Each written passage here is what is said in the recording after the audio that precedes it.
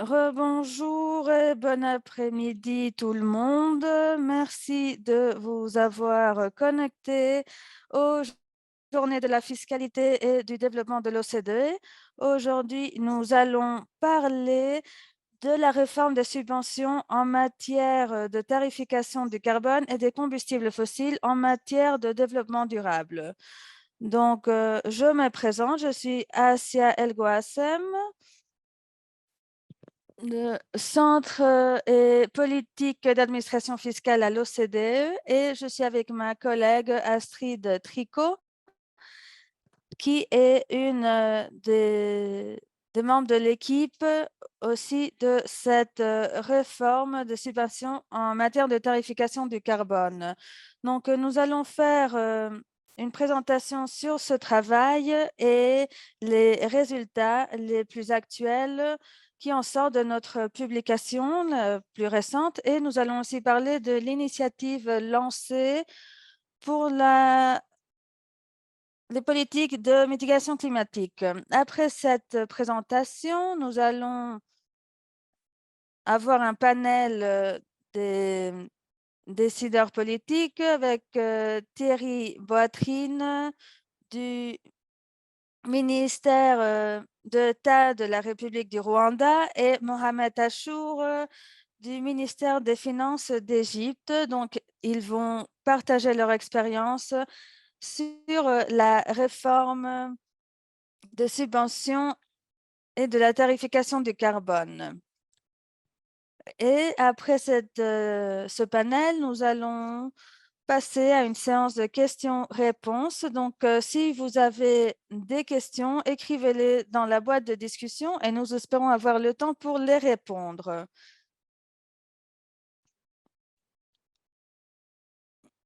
Et souvenez-vous d'adresser vos questions à l'orateur que vous voulez, que ce soit Astrid, Mohamed, Thierry ou moi. Donc, je commence.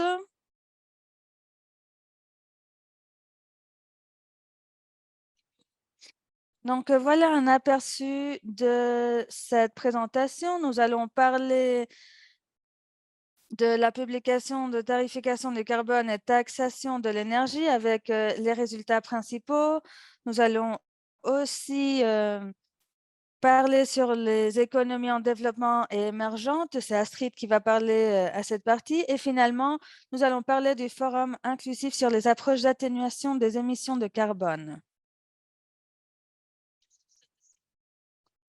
Donc, pour mettre en contexte, ici, je veux vous montrer que pour atteindre la carbone neutralité d'ici à 2050, nous avons analysé les pays qui actuellement ont donc plus de 100 pays qui représentent 85% de la population et du PIB mondial.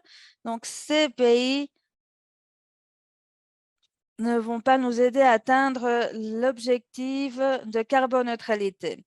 Donc, il y a une lacune très importante entre ce que font les pays et ce que nous devons faire. Donc, nous voyons un besoin pour accélérer et aménager plus nos efforts pour garantir la transition et arriver là où nous voulons arriver.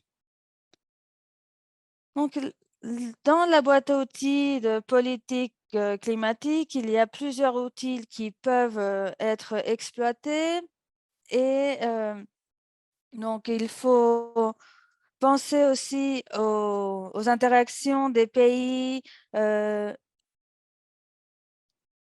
les préférences sociales, les conditions de préexistence, les contraintes politiques. Donc, tout ceci reflète les enjeux. Donc, nous avons les pays qui adoptent un large éventail de politiques pour lutter contre les changements, par exemple, des politiques qui ont été introduites pour réduire les émissions de gaz à effet de serre et celles qui ont été introduites pour l'atténuation du changement climatique. Il y a aussi les instruments marchands et non fondés sur le marché. Donc, ce sont des outils tels que les outils de tarification du carbone.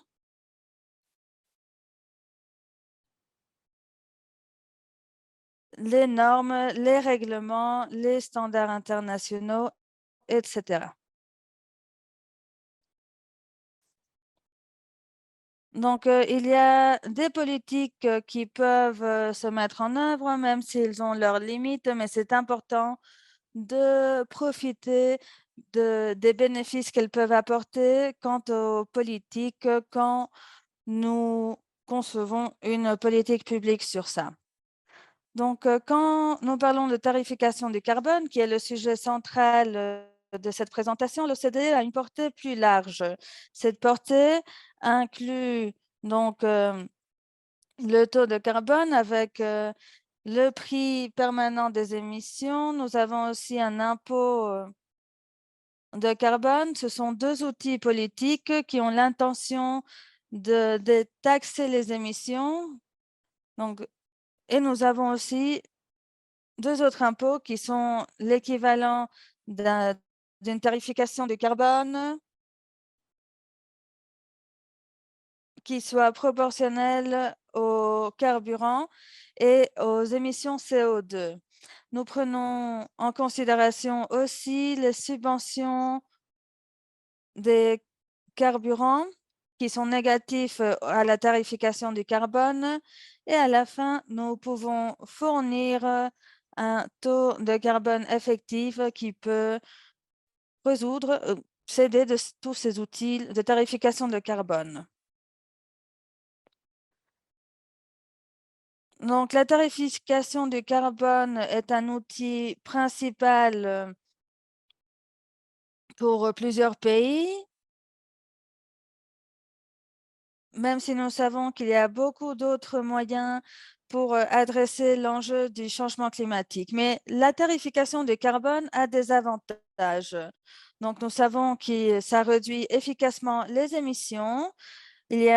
Ça réduit économiquement les émissions aussi. Donc, c'est une option accessible. Euh, la tarification du carbone oriente l'investissement et l'innovation vers les technologies propres. La tarification du carbone assouplit les contraintes de la politique budgétaire car ça augmente les recettes et ça peut aider aussi à réduire la pollution atmosphérique locale, donc des avantages connexes et la compétitivité à long terme. Mais avec la mise en place de la tarification du carbone, il est important que l'harmonisation des politiques soit prise en considération. Par exemple, une introduction de tarification du carbone quand il y a d'autres formes de soutien pour les combustibles fossiles. Donc, ceci peut nuire son efficacité.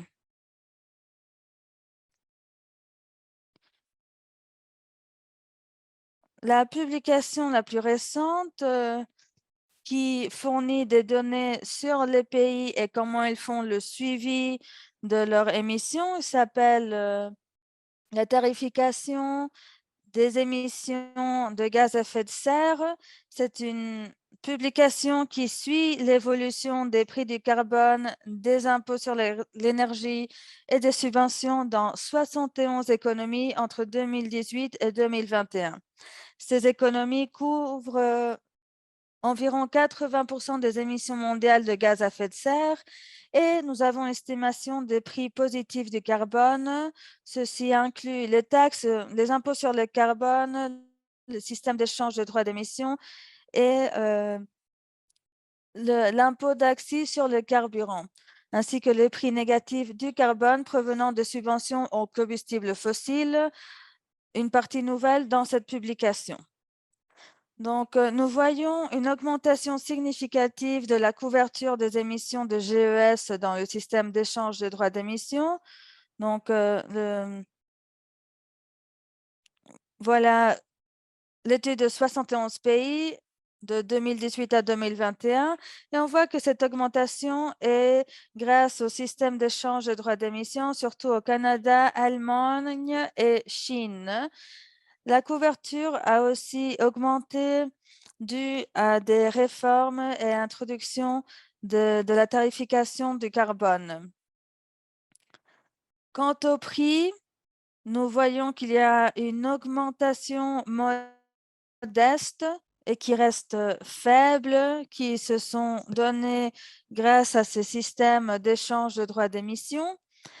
Mais comme je disais, le TCC net moyen reste toujours faible. Donc, si on divise ces données par secteur, nous voyons que les taxes sur les carburants sont les plus élevées dans le transport routier et les prix explicites du carbone dans l'électricité et l'industrie.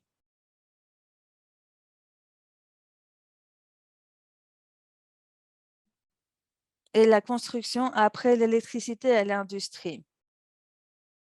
Il est intéressant de voir comment les différents pays adressent ce défi. Donc voilà les taux effectifs nets de carbone divergent de plus en plus d'un pays à l'autre. Les taux les plus élevés ont été mis en œuvre dans des pays européens et beaucoup moins dans les économies émergentes telles que des pays comme les États-Unis et l'Australie. Donc, avec le temps, nous voyons un changement notable chez les pays qui ont un taux effectif net de carbone plus élevé. Donc, ceux qui ont une tarification de carbone plus élevée sont les pays qui ont vu une augmentation du taux et ceux qui ont une tarification baisse ont une tarification assez stable. Donc, je vais donner la parole à Astrid Tricot qui va parler sur les économies en développement et émergentes.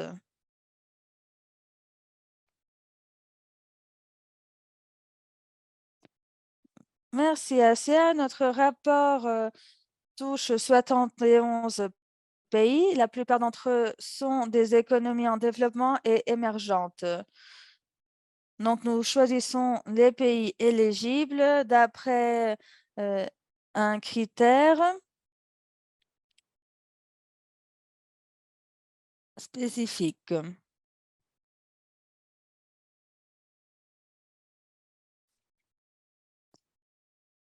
Donc, voilà les 34 pays couverts dans notre rapport.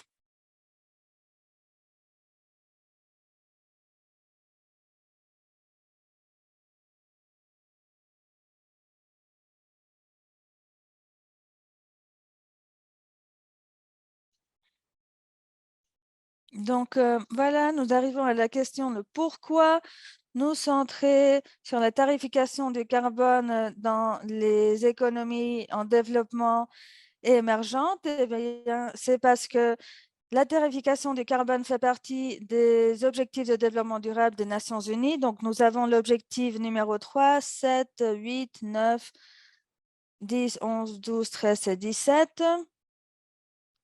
Donc, sur la santé, ça nous aide aussi à réduire l'informalité qui fait partie de l'ODD 8. Donc, ça serait très difficile pour les travailleurs informels de, de réduire les émissions.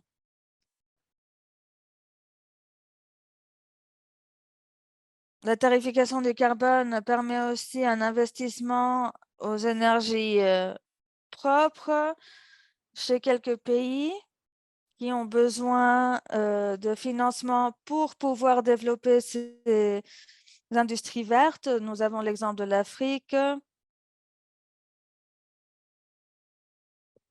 Donc, nous voyons un besoin de financement et nous voyons de plus en plus un intérêt de ce marché.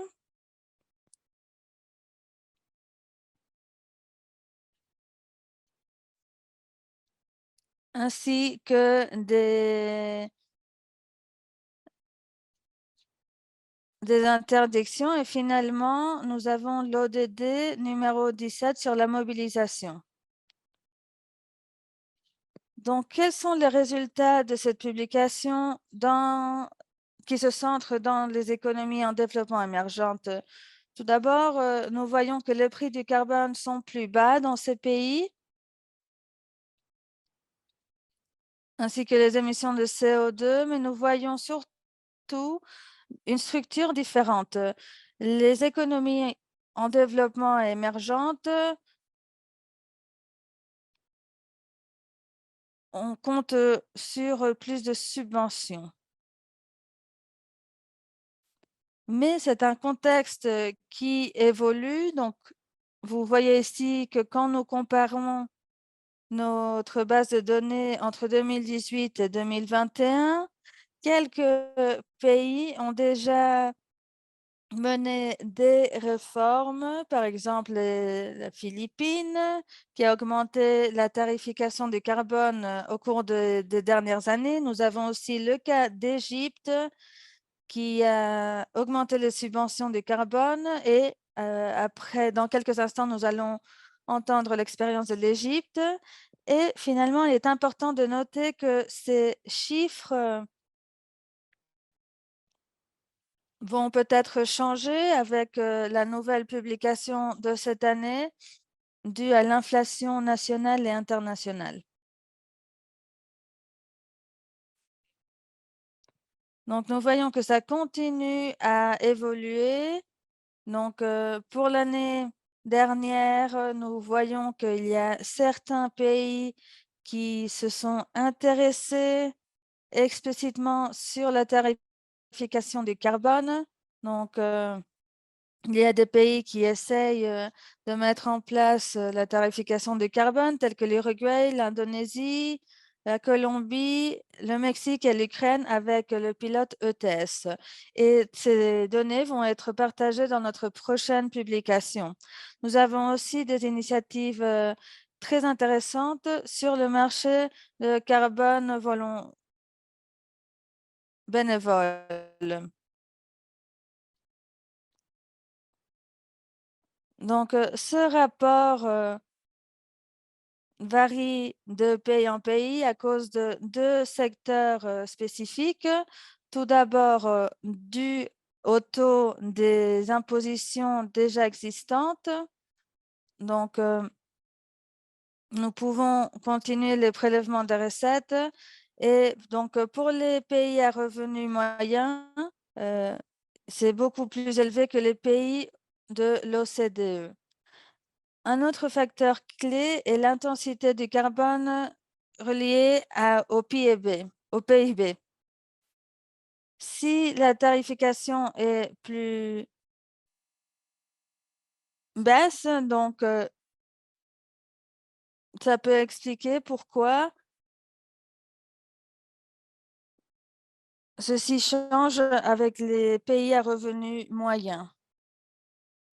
Et une dernière question de ma part qui est-il difficile de tarifer le carbone administrativement?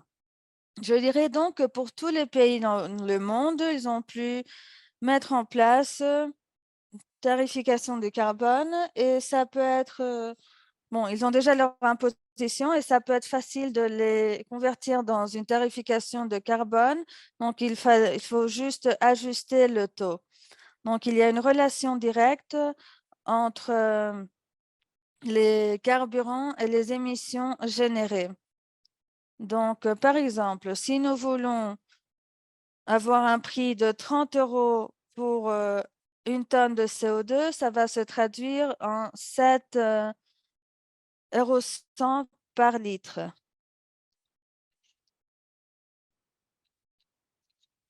Donc, quand nous parlons de cette réforme de tarification du carbone, il faut prendre en compte plusieurs facteurs. Tout d'abord, au niveau des décideurs politiques, doivent considérer la distribution de l'impact. Donc, s'il y a un impact de la tarification directe ou bien aussi, il faut considérer avoir une mise en œuvre de réformes graduelles comme le Canada l'a fait. Donc, on voit une progression quant à la tarification du carbone. Et finalement, Les gouvernements peuvent aussi rendre la tarification du carbone une priorité pour leur gouvernance et se centrer dans le prix. Ça serait tout de ma part. Merci.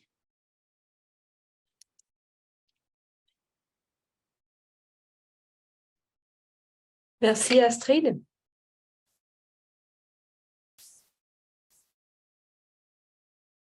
Alors, juste une petite récapitulation. Il y a plusieurs façons de tarifier le carbone.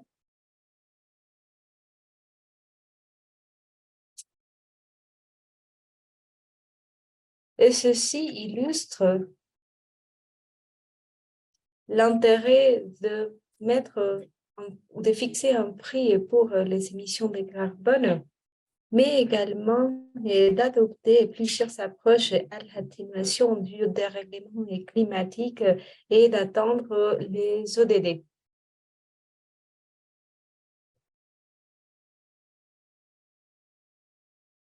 Alors,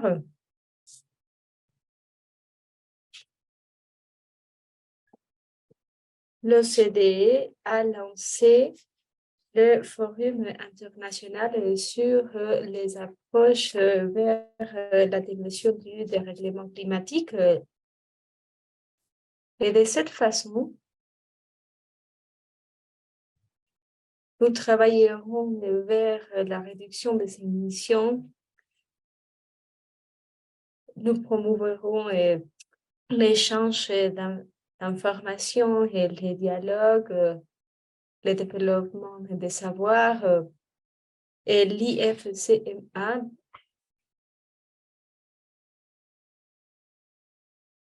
pourra partager ses connaissances et ses savoirs avec des pays non membres de l'OCDE afin d'avoir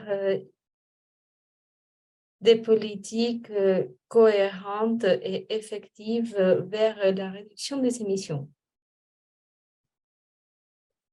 La première réunion a eu lieu très récemment, le 9 et 10 février, et nous avons eu la participation des 607 officiers d'au niveau des 103 pays qui représentent plus de 90% du PIB mondial, ainsi que 85% des émissions de gaz à effet de serre. Donc, nous avons fait le bilan des émissions dans le monde, ainsi que le traçage des émissions et l'estimation des émissions par pays. Je m'excuse pour les changements involontaires des diapos. L'objectif de cette réunion était d'estimer l'effet des émissions. L'objectif de cette approche, c'est de comprendre la diversité des instruments et des politiques disponibles pour les technologies vertes, les incitations fiscales pour le développement et l'usage des technologies vertes, ainsi que l'impact des subventions sur les carburants,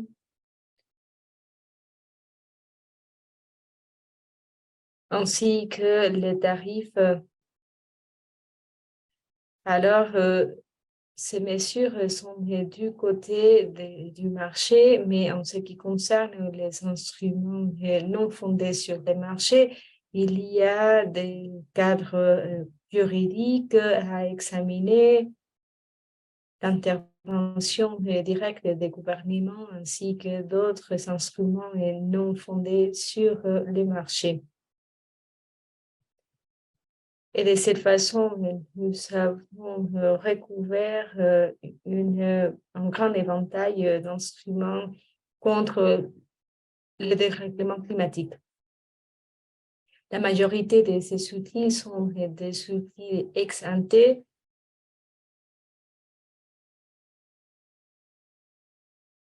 qui pourraient être développés davantage à partir d'une analyse économétrique sur mesure. Le modèle prévoit deux pas. Tout d'abord, le développement d'un modèle équilibré et des bases, ainsi que granulaire, qui tient compte des caractéristiques spécifiques de chaque secteur. La portée du modèle sont des opérations d'ici 2030 et l'on va recouvrir plusieurs domaines en lien avec l'atténuation du dérèglement climatique. Nous avons également notre programme de relations mondiales.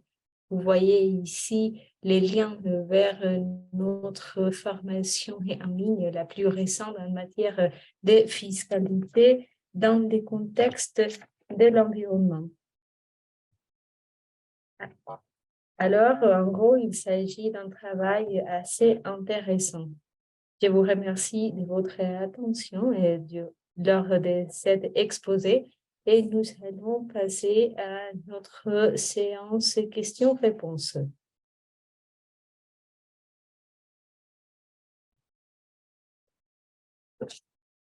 Donc, pour ce petit échange, nous avons Thierry Wadrine. J'espère avoir bien prononcé son nom. Il est membre du ministère des Finances et de Planification économique du Rwanda. Il participe du développement de la stratégie pour l'économie verte ainsi que dans le développement des mesures pour la décarbonisation. Nous avons également le représentant du ministère des Finances de l'Égypte et il possède plus d'une vingtaine d'années d'expérience dans le domaine de la politique fiscale au niveau macro. Il s'appelle Mohamed Achoura. Donc, bonjour Thierry et Mohamed. Je vais commencer par vous, Mohamed.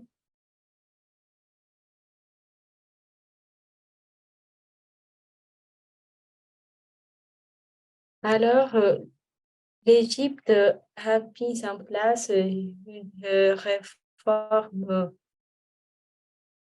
de grande échelle au niveau des subventions fiscales. Donc, est-ce que vous pouvez nous expliquer le schéma qui a suivi votre pays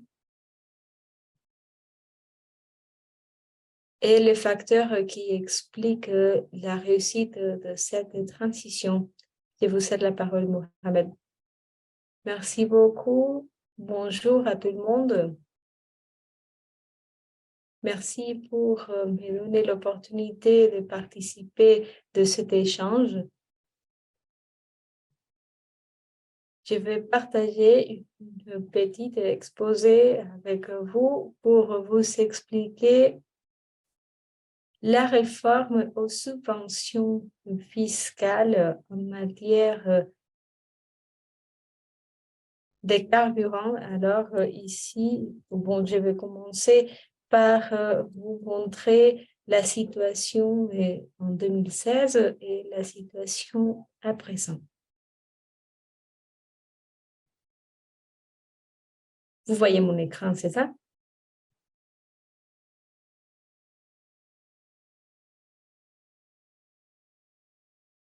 Alors, dans cette première diapositive, vous voyez le prix de deux produits. Vous voyez le prix pour l'essence et le diesel.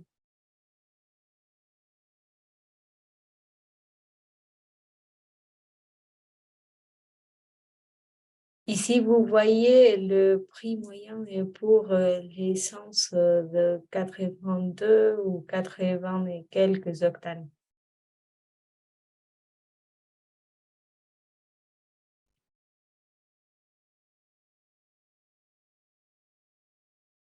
Les prix pour les diesels en 2014 étaient de 25 centimes de dollars. C'était l'un des prix les plus bas parmi les pays en développement. Vous voyez les chiffres pour des pays tels que le Pakistan et le Bangladesh. Et c'était le même cas pour l'essence.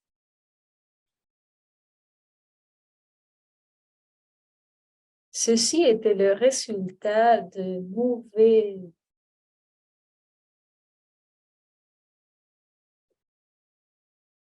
mesures pour réduire les prix ainsi que les caractéristiques du marché. Donc, vous voyez comment les prix a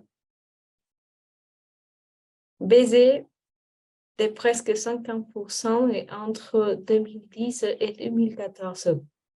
Ceci était avant le développement du programme IFF du FMI. Ce programme a commencé en 2016 à peu près.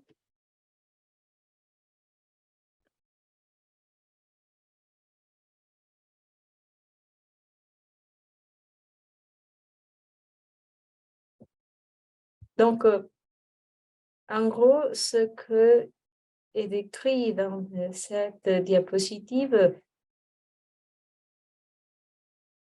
c'était les 4 piliers de travail de la réforme aux subventions. Nous essayons d'arriver à un prix stable entre 2016 et 2020. Dans le pilier 2, nous avons développé un ajustement automatique au prix.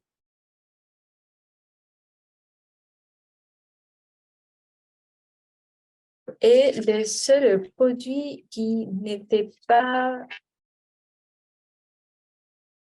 inclus dans les mesures d'enlèvement des incitations fiscales, c'était le GPL, le GLP, ainsi que le pétrole.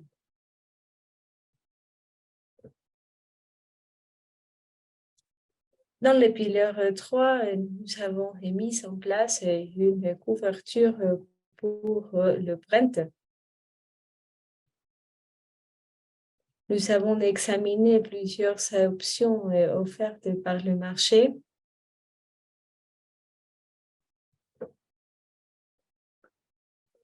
Et pour concrétiser l'indexation des prix, et pour avoir une estimation budgétaire précise, nous avons fixé une couverture. Ensuite, pour le pilier 4, nous avons abordé les défis financiers constants entre le ministère des Finances et le ministère du Pétrole. Et de cette façon, nous avons élargi notre marge de manœuvre pour garantir une liquidité plus vaste.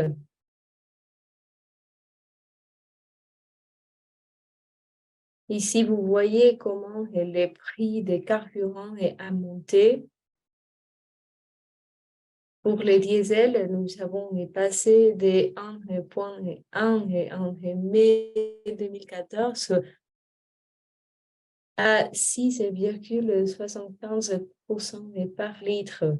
Pour l'essence, on a eu un changement de 0,9 à 6,71. Et vous voyez dans le tableau à droite comment nous avons, ou quel était le ratio de récupération pour les produits dérivés du pétrole.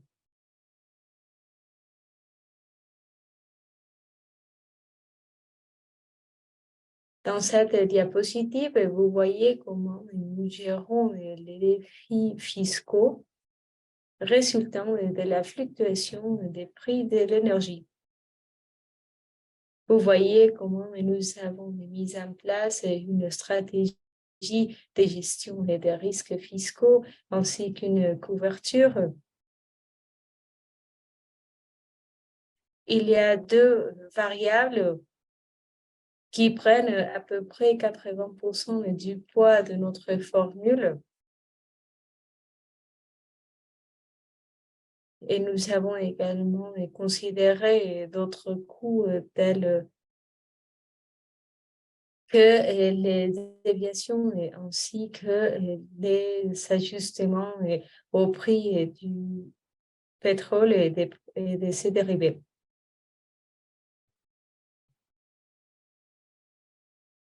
Donc, ici, vous voyez comment nous avons mis en place un mécanisme d'ajustement automatique comme complément à la couverture. Donc, ici, vous voyez certains résultats de la réforme aux subventions.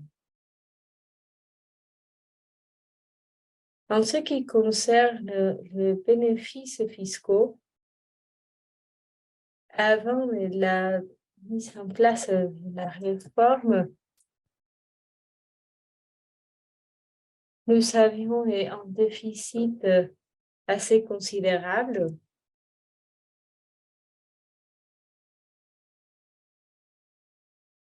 Entre 2013 et 2014, les subventions avaient monté de 5% à 7%. Mais après la réforme aux subventions, nous voyons le cas contraire. Donc, le déficit a baissé de 12% à 8% d'après nos données les plus récentes.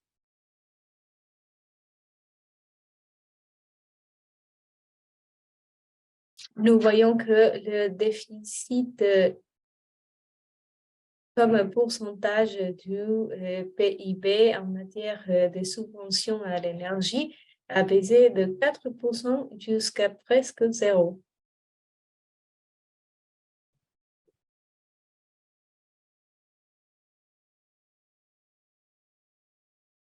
Également, le solde pour les commerces a passé ou avait passé d'être en excédent, dans un niveau excédentaire à être au niveau de déficit. Donc, vous voyez comment, à partir de 2014, notre déficit a augmenté, mais il était presque à zéro à partir de 2019. Ici, vous voyez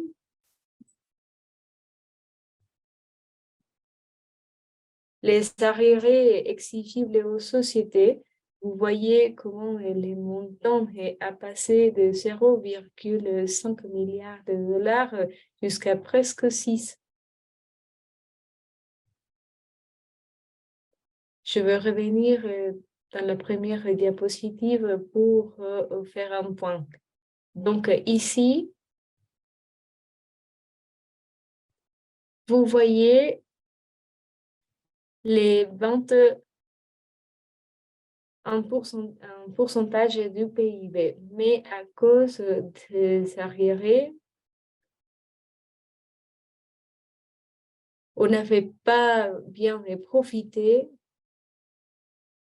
des gains. Mais à partir de la réforme, ainsi que la tarification juste des carburants, et nous voyons comment entre 2019 et 2020, il y a eu une hausse assez considérable au niveau des bénéfices.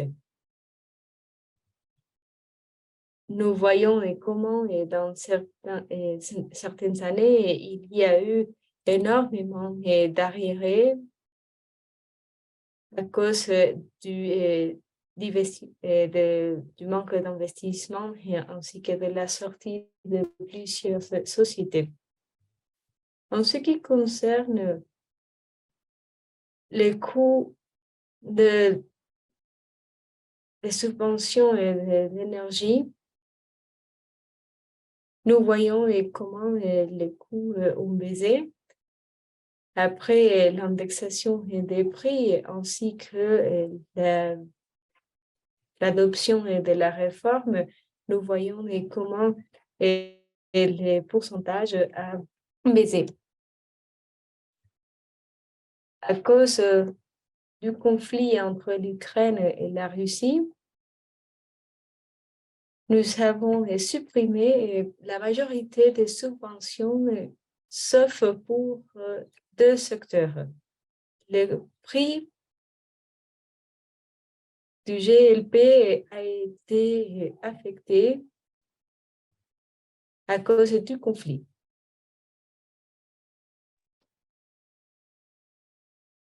Nous voyons ici le même effet sur notre budget qui est le présent, le pourcentage du PIB. Lorsque nous avons commencé à mettre en œuvre la réforme énergétique ou même le programme de stabilisation macroéconomique, donc plus de 100%, nous remonte aux années 80 où les réserves nationales ont été aussi impactées à cause de ces variantes. À gauche, nous voyons les résultats à la baisse jusqu'à 17 et après une reprise en mars 2021.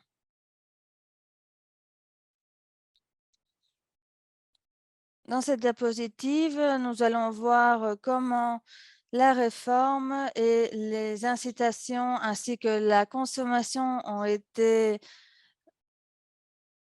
rationalisées. Donc, à gauche, nous voyons une augmentation de l'essence avant la réforme. Donc, il y avait toujours une augmentation. Donc, par exemple, pour diesel à 6%, 16%, et de l'essence de 6% jusqu'à presque 8%. Et donc, en traitant les produits correctement,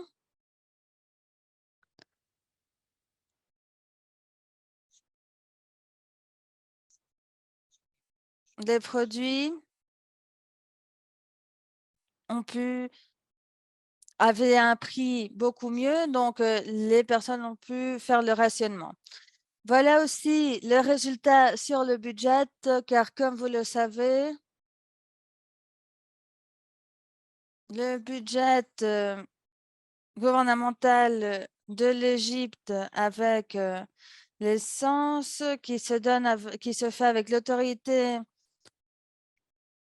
des carburants, ils doivent prélever les recettes, mais comme il y avait des subventions et des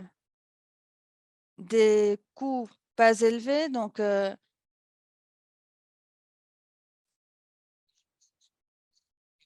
un prix pas élevé, donc c'est le gouvernement qui donnait la subvention et donc au GLP. Mais ceci s'est corrigé après la réforme et une fois que les prix des produits sont ont augmenté et ont des prix de marché. Donc, on voit ici qu'on a atteint presque 40 milliards d'IGP en 2020.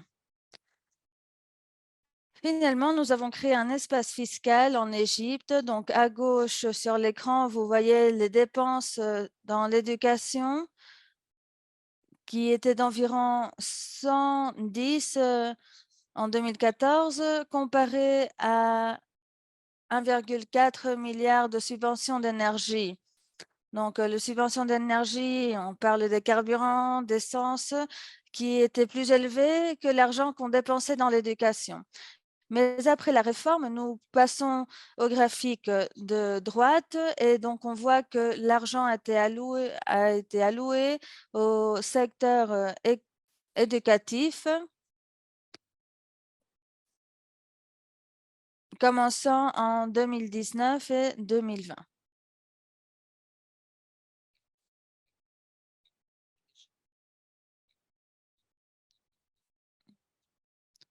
Le gouvernement a essayé d'ouvrir le marché énergétique au secteur privé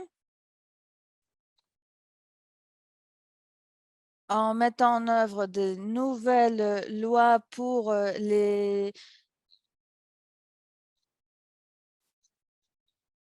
entités réglementaires. Nous avons mené des études, des analyses.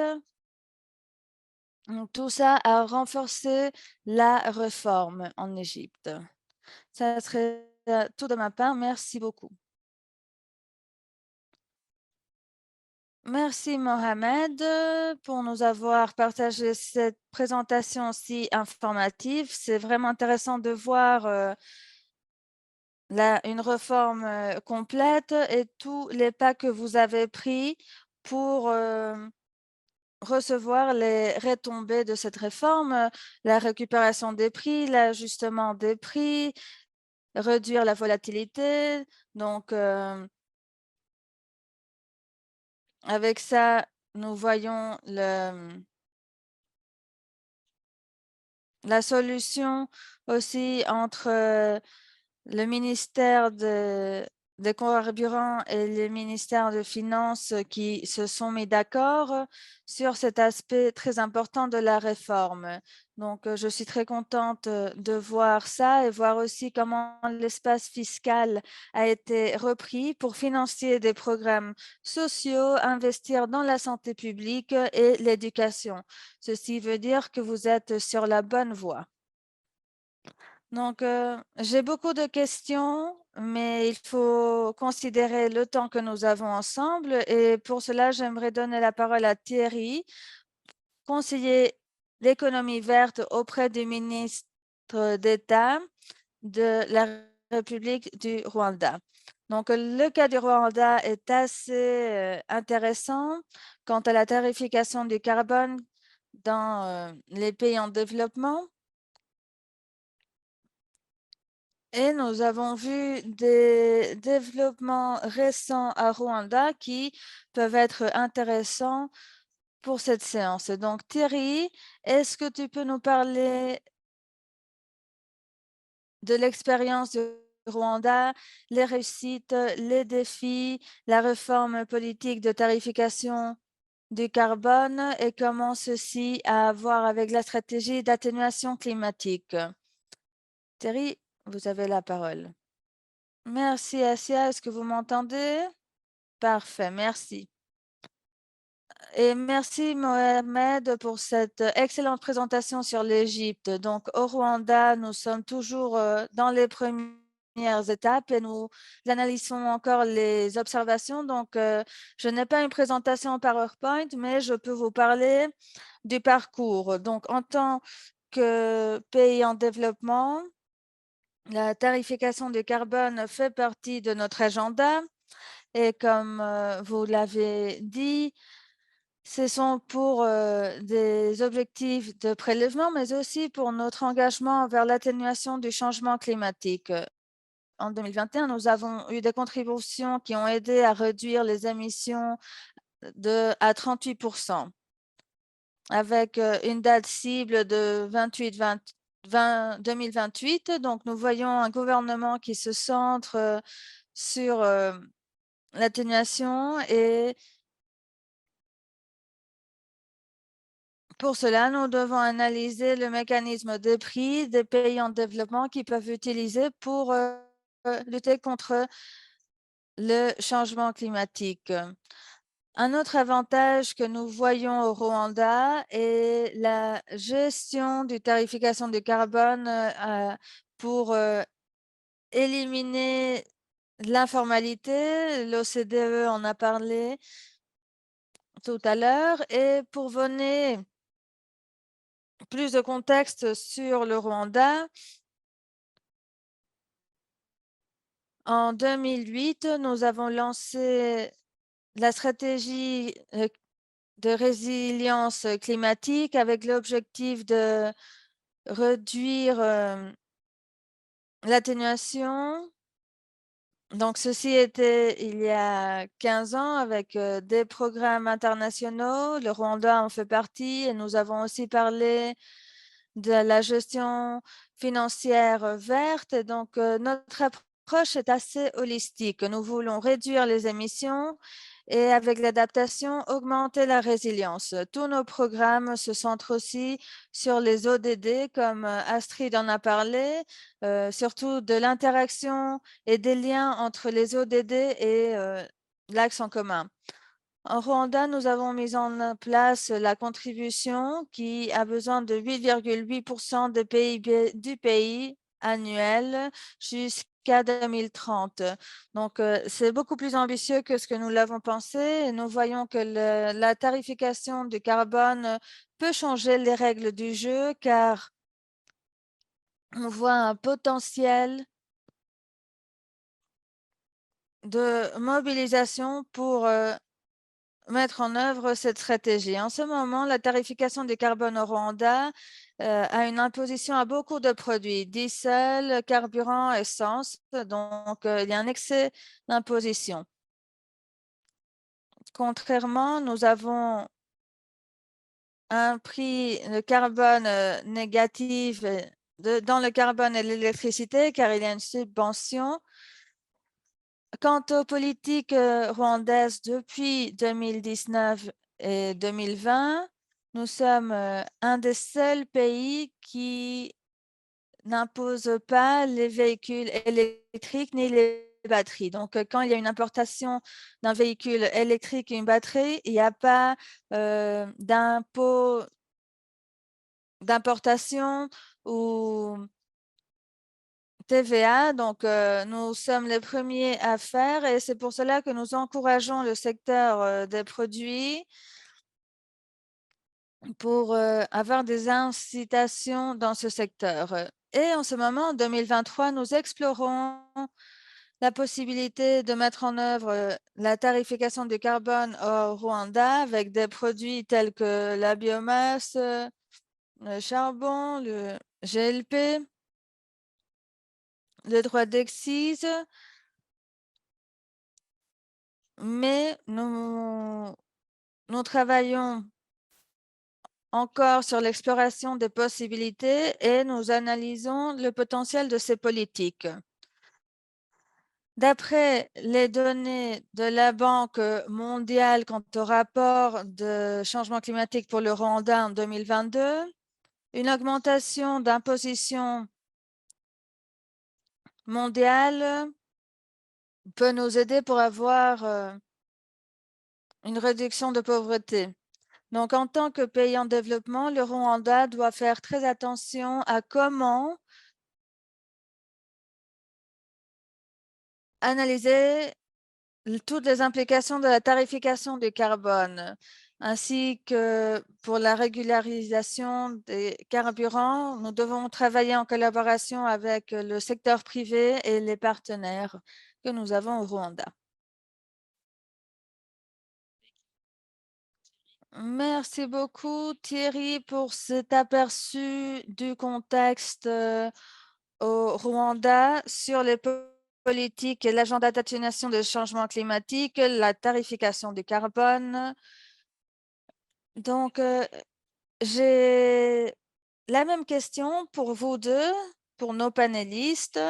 Donc, mettre en place la tarification du carbone ou une réforme de subvention aura peut-être des résistances car ce n'est pas facile. Donc, j'aimerais que vous nous partagiez les défis que vous avez surmontés dans votre pays quand vous avez essayé de mettre en place une politique de tarification du carbone et comment vous l'avez résolu. Donc, Mohamed, je ne sais pas si vous êtes toujours avec nous, mais en Égypte, on sait que la réforme a été accompagnée aussi par des programmes sociaux. Donc, est-ce que vous pouvez nous partager un peu plus sur ça? Et Thierry aussi, la même question. Merci.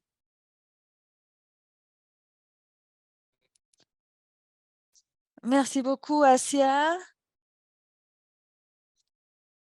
Effectivement, ça a été un très grand enjeu mettre en place ce programme. Le point le plus important est d'avoir une très bonne communication. Donc, partager avec les plateformes sociales, les réseaux sociaux. On peut utiliser des données graphiques pour montrer aux gens comment est alloué l'argent. Donc, si on veut augmenter les prix des produits, que va-t-on faire avec de l'argent qui doit s'allouer au secteur d'éducation, de santé publique et donc ce qui est important pour la population. Nous avons aussi les échéances du programme pour la mise en œuvre. Nous devons prendre en compte l'environnement. Donc, quand les prix sont bas, c'est une bonne opportunité pour mettre en œuvre ce programme et les présenter à la société. Donc, c'est ce que nous avons fait l'année dernière. Nous avons fait très attention au prix de l'essence pour pouvoir mettre en œuvre graduellement et augmenter l'indexation graduellement. Donc, peut-être le faire semi-annuel, mais il est important de placer une limite. Donc, voilà quelques idées. Et pour ajouter à ces idées, et quant aux programmes sociaux, l'Égypte a lancé des programmes qui ciblent les populations et les foyers les plus vulnérables en prenant en compte des critères. Donc, l'argent qu'on a pu obtenir de ces produits ont été alloués à ces foyers. Et aux personnes les plus vulnérables, car normalement, c'est accessible aux gens qui ont des voitures.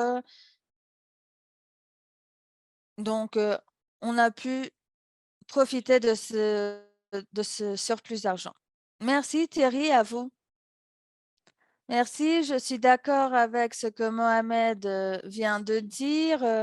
Il faut penser aussi à l'impact social et la tarification du carbone, une fois qu'il est mis en place, on ne peut pas retourner en arrière. Donc, il faut prendre en compte le mouvement social car il peut avoir des conséquences assez importantes. Il est important de penser sur cela, pas en tant que décideur de politique, mais plutôt comme des économistes. Donc, comme Astrid l'a dit, la tarification du carbone est alignée avec l'agenda du 2030 et le Rwanda, en tant que pays en développement, nous devons plaidoyer sur comment on peut se bénéficier sur ça et atteindre les ODD. Donc, pour l'objectif numéro 3 sur la santé et l'objectif 17 pour augmenter la mobilisation. Donc, le but est de faire le plaidoyage et de rapporter les retombées sociales des ODD 3 et 17 sur la tarification du carbone. Donc, ça serait intéressant de travailler sur ça avec différents partenaires, mais surtout pouvoir quantifier les impacts et les retombées grâce à l'imposition pour atteindre les ODD. Un autre exemple concret rwandois, nous voyons les conséquences d'éliminer l'imposition sur les véhicules électriques. Donc, nous avons le cas des motocyclettes, car ici, les gens utilisent beaucoup les motos. Donc, ceci a fait que les prix soient plus accessibles pour ceux qui veulent acheter les motos. Donc, voilà une incitation pour les personnes. Quant au gaz à effet de serre, nous devons analyser les différentes économies et ce qui a été intéressant sur ça est un nouveau indicateur qui s'appelle les taux de carboneutralité avec 3 composantes, les résultats du gouvernement, l'axe des carburants et le rapport des carburants.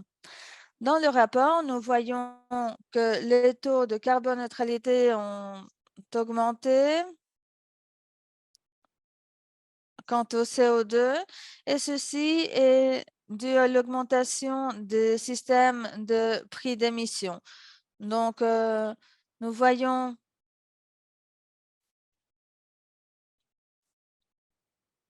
nous devons prendre en compte donc les pays qui ont des émissions plus larges et leur taux de carboneutralité et d'autres pays qui ont des émissions plus faibles et qui ont des taux négatifs. Donc, il faut mener une action équilibrée et à mesure et sur mesure, dépendant des besoins et du contexte des pays. Donc, nous devons nous centrer spécifiquement sur la population, car par nature, l'imposition du carbone peut être un défi social aussi. Donc, voilà mon point quant aux enjeux et quant aux opportunités. Il y a des investissements intelligents quant à l'imposition du carbone. Nous l'avons pris en compte dans notre budget et donc le Rwanda, l'État peut l'utiliser comme un moyen, comme une partie du PIB. Donc, c'est un capital à taux fixe qui va être plus grand. Et donc, l'augmentation de ce taux peut avoir des impacts positifs. Au Rwanda, c'était 47% d'investissement comparé au PIB et aussi comparé dans les années 2000. Donc, nous voyons que l'État rwandais a une politique centralisée sur comment utiliser les investissements. Il est aussi important de mentionner qu'il faut nous coordonner à un niveau international et c'est bien que vous avez lancé le forum inclusif sur l'atténuation des émissions de carbone. Donc, il faut juste nous assurer que tous les pays aient des idées alignées et une approche mondiale pour un problème mondial. Donc, si les émissions augmentent, le besoin des pays va augmenter aussi pour se coordonner et collaborer ensemble. Donc, à ce moment, la stratégie de recueil de données est très importante et je suis très content que l'OCDE mène ce travail car ça va être très important et utile de mesurer l'efficacité des politiques dans les différents pays. C'est tout de ma part. Merci beaucoup Thierry et Mohamed. Merci pour avoir répondu à cette dernière question avec un commentaire de conclusion car nous sommes à bout de notre temps. On a dépassé le temps pour cette séance. Donc, il ne me reste plus que remercier Mohamed, Thierry, Astrid pour avoir fait cette séance aussi intéressante. Et aussi, comme vous l'avez dit, nous devons inclure les considérations sociales quand nous parlons de tarification du carbone et voir comment les ODD peuvent nous aider à atteindre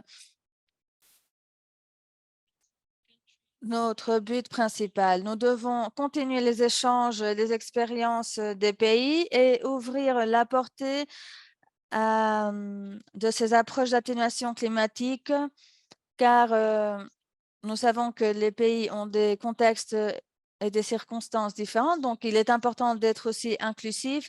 Je vous prie de faire un suivi de ce travail, car à la fin, nous verrons des outils très complets et très utiles qui pourront être utilisés par beaucoup de pays, ainsi que d'analyser et réfléchir à ce sujet.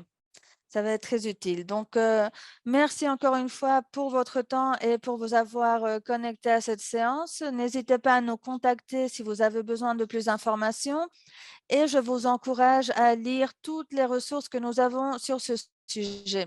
Excellente journée. Au revoir. Merci.